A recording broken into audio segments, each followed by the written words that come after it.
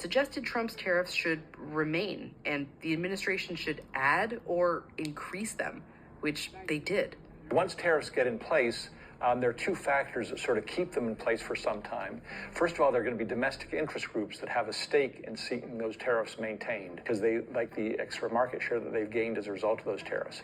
And second of all, tariffs are a bargaining chip.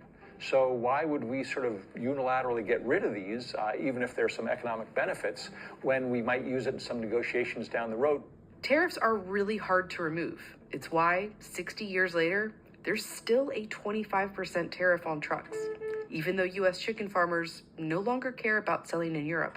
So we're still living with the legacy of the chicken war. So that's sort of another lesson of history, is you have to be careful about imposing these tariffs because you think you're doing it for short-term strategic reasons or you're just helping out this industry temporarily, but they can last for decade upon decade upon decade.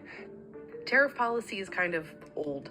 Even by the chicken war, they were only imposed on around 7% of U.S. imports. Trump's plan for a second term is to bring them back dramatically. This is the policy that built this country, and this is the policy that will save our country.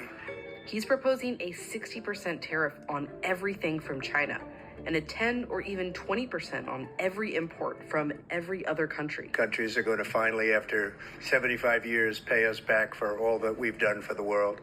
Multiple independent studies looked at the possible effects. One found it would cost the average American household $1,700 from higher prices.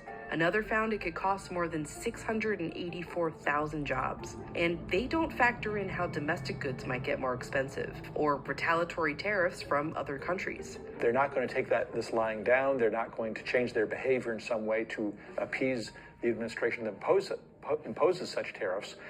They're going to retaliate. So not only will U.S. imports shrink, but U.S. exports will shrink as well.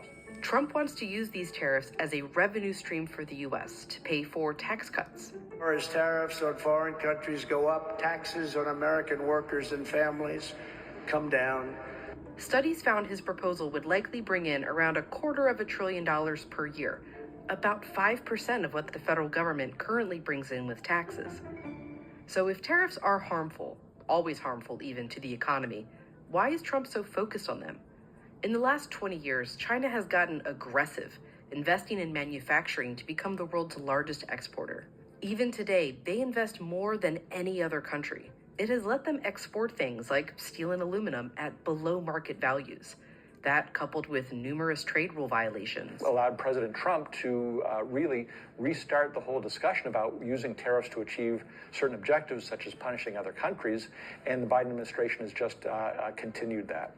So the whole environment has really changed from 20 years ago, when trade policy was pretty quiet business, and now we're talking about industrial policy, tariffs, subsidies, and all these different interventions because the whole global and geopolitical environment has changed quite dramatically.